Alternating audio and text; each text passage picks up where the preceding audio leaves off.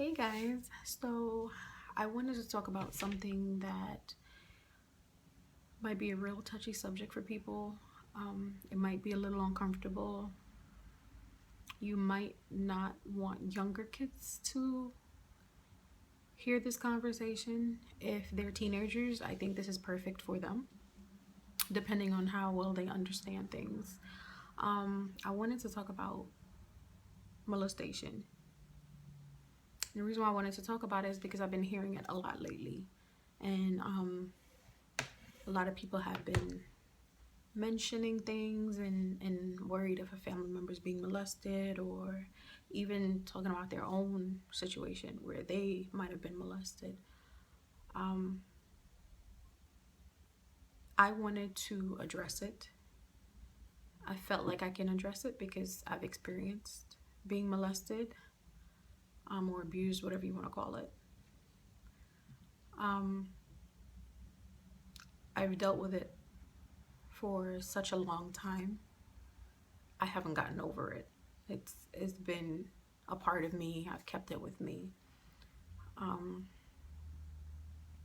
Let me start from the top and tell you a little bit about why I feel like I can talk about it.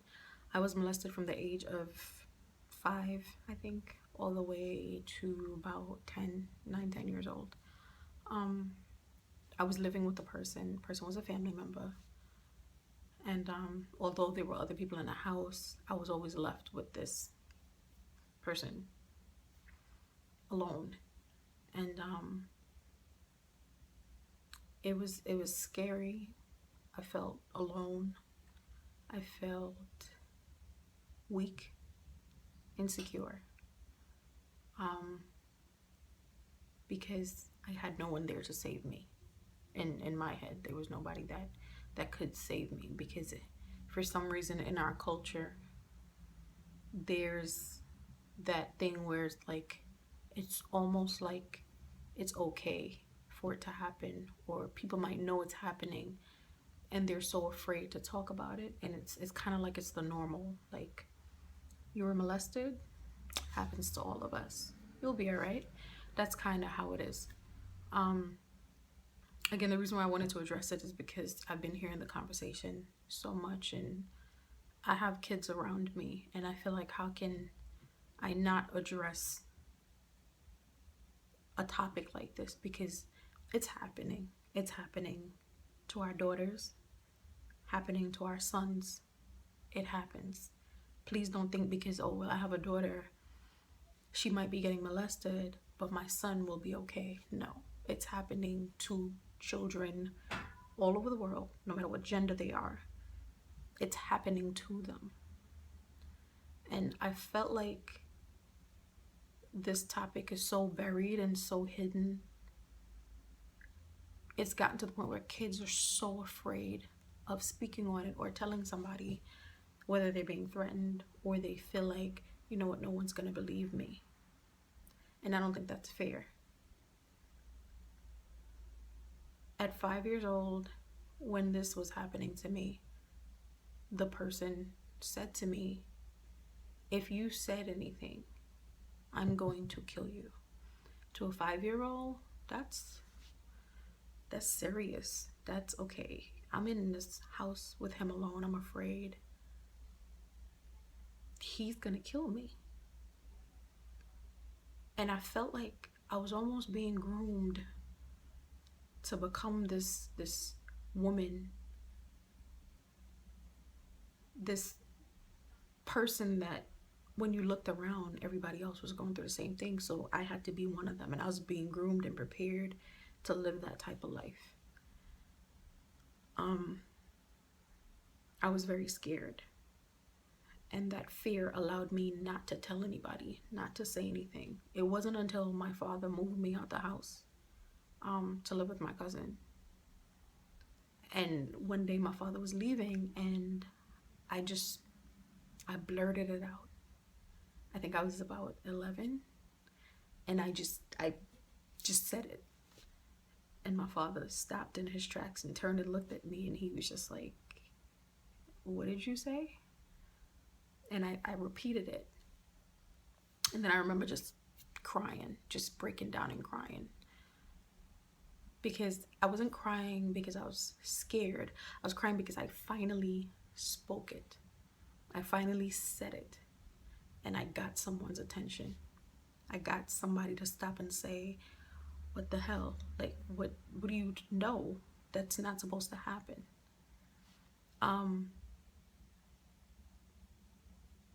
My mother came after, I think like a few days later. Literally, she jumped on a plane, and I was in Jamaica at the time. She jumped on a plane and she was there.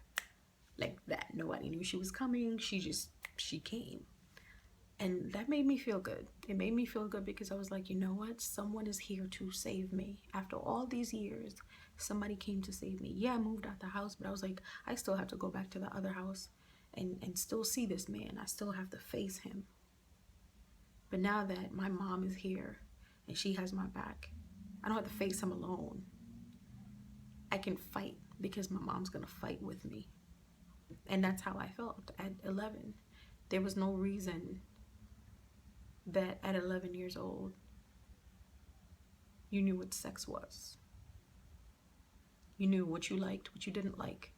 And again, I know this is probably a little bit too provocative for some people, but it's the reality. And please, parents, when you see your kids act out, don't just think, okay, well, they're just acting out. They have an attitude problem. Kids act out for a reason. There's something going on. Even if they're not being abused, there's a reason why kids are acting out. You have to pay attention to the signs. You have to pay attention to what it might be. What might be causing my child to behave like this? Why are they acting like this? Have I not done something to let them know that they're safe and they're okay? Kids behave a certain way. For example, at 16, 15 years old, all it took was for this guy to say, I love you, and I'm going to take care of you, you're going to be okay, and we're going to be together forever. I was pregnant. At 15 years old, I had low self-esteem. I feel like I had nobody to talk to. Nobody that I can go to and be like, this is what's going on with me. All it took was for this one boy to come along and say, I love you. Just those words, I love you. And to me, I love you meant sex. To me, that's what those 3 words, it didn't mean emotions. It didn't mean something sensitive. It meant, okay, he loves me. That means I have to lay with him. And I have to give him my body because he loves me. Because this person that molested me taught me all these years that when you love somebody, because they're family, you love them, that's what you do. You give them your body. Kids only do what they're taught, and that's what I was taught. So I ended up being pregnant at 15. And thank God for my daughter, because she came along and she saved my life. But at the end of the day, I still needed therapy, which I haven't gotten. I still needed someone that wasn't going to be judgmental, somebody that wasn't going to go look at me in disgust, like, oh my God, you were molested. That's horrible. How did you let that happen to you? Parents, please talk to your children. Find out what's going on with your kids. Don't just brush it under the rug. And if they reveal to you that something is going on, follow up. You owe it to your children to follow up and find out what the hell is going on, just to make sure that they're okay. If there's any teenagers watching this, I know I'm friends with some of my daughter's friends, and you're being abused, whether it's sexually, physically, emotionally, mentally, whatever it might be, speak to somebody. Tell somebody. And you keep telling somebody till somebody listens, till somebody hears, till somebody comes and rescue you. This is not okay with everybody. Please don't think that this is how your life is supposed to be. As a teen, you should not say to yourself, oh, this is okay because they love me. And this is what love is. It's not. It's so wrong. Please don't blame yourself. Don't ever blame yourself. This is not your fault. You did not cause it. You didn't dress provocatively for this grown-ass person to be looking at you. You didn't. It is not your fault. So please don't think that this is what it is. It's not your fault. And again, I just wanted to share this to help somebody that might be going through it, that knows somebody that's going through it, just tell somebody. And we sometimes think that, again, I don't mean to be talking about my Caribbean people, but African American too, we sometimes think that we don't need therapy, we don't need help, we don't need to sit, because if we sit and speak to someone, that means we're crazy. A therapist does not mean you're crazy. A therapist is there to help you to get through whatever emotions you're dealing with. As a grown woman, 20 something years old, and even when I hit 30, I was still had low self-esteem. If somebody told me I was pretty, I took it offensive. Yeah. If I'm walking down the street and a guy is like, oh, you're pretty, I automatically think he just wanted to take my clothes off. And it would drive me crazy. And I felt disgusted. I wore baggy clothes. Only time you'll see me in something fitting is if I'm going out. But I wore baggy clothes. Just so if I know I'm going around a grown man, I would not have him undressing me with his eyes, and I wouldn't have to feel that insecurity. This is what stuff like that does to you, and this is why it's so important for you to get help, to seek out help. If you go to your mother and your mother don't believe you, go to your father don't believe you, go to your auntie. Keep talking to somebody. And I wish that I had said something earlier, because maybe it would have stopped it. But like I said, when you're young and someone's telling you, I'm gonna kill you if you say something, you're not thinking to say something. And that's what they do. These predators will put that fear into you, so you believe that what they're doing is right, and in some way, shape, or form, you're defending them, you're helping them abuse you. It is not okay. No grown man or grown woman is supposed to look at a child in a disrespectful way. And I think some of it has caused me to be real protective of my daughter, my 17-year-old.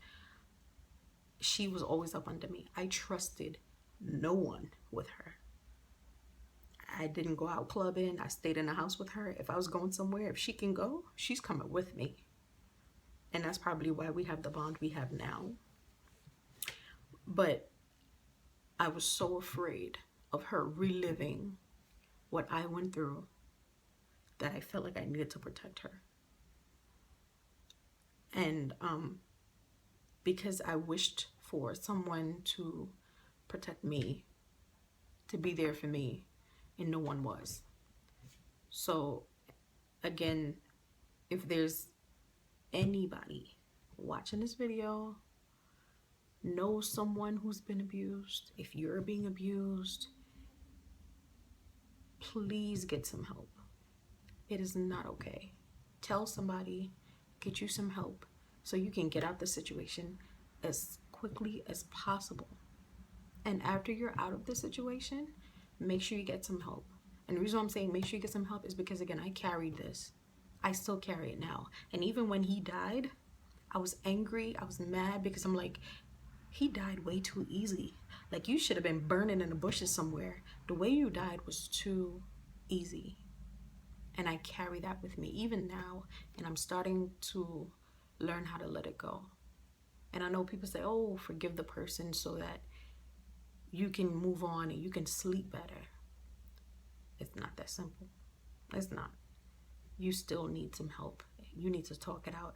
And make sure you talk to somebody that's neutral. Don't speak to anyone that's going to tell you, oh, well, it happened, get over it. Because a lot of times when I've had conversations with family members or people that I know, they're like, well, it happened. You're in your 30s. Let it go. No, it's not that simple. You cannot just let that go. When you've been abused and victim, like, it's a horrible feeling to feel like you were an object. It's a terrible feeling that. And nobody understands unless they've gone through it themselves. So it is not that easy to let it go. Get some help. Even if you're 30, you're in your 40s, and you're still dealing with that, get some help. That's about the best advice I can give you. Just try to get somebody to help you. And to the survivors out there that survived being molested, being abused, Yes, you survived. You made it. You made it this far. Thank God for that. You have made it this far. And there's plenty of days you might want to commit suicide. There's plenty of days you feel like you don't belong. Even now in my relationship, I still question, even though I have a ring on my finger, I still question, is he here for me? Does he really want me? And that just means that my self-esteem is not where it needs to be. So get some help. Get somebody that you can speak to that's going to be neutral. They're not going to take sides, but they're going to get you to understand what it is about you that you need to fix. So again, I just wanted to try to help somebody that might be going through it, that knows someone that's going through it, and they're afraid. It's okay to be afraid. It's okay to be afraid, but it's not okay to allow it to keep happening to you. It is not your fault. Don't blame yourself. It's never your fault. But if you don't get help, if you don't let it out and tell someone, you're never going to heal. And it's going to keep happening. And I'm pretty sure you don't want that to keep happening to you. So just do your best. And I know it's hard. I'll be the last one to tell you that. It's easy to just tell somebody. It's not that easy. Find someone who you can trust, that you can just let them know and make sure they're going to help you. Okay? I'm currently writing a book about it, about my life story and the different situations I've been through.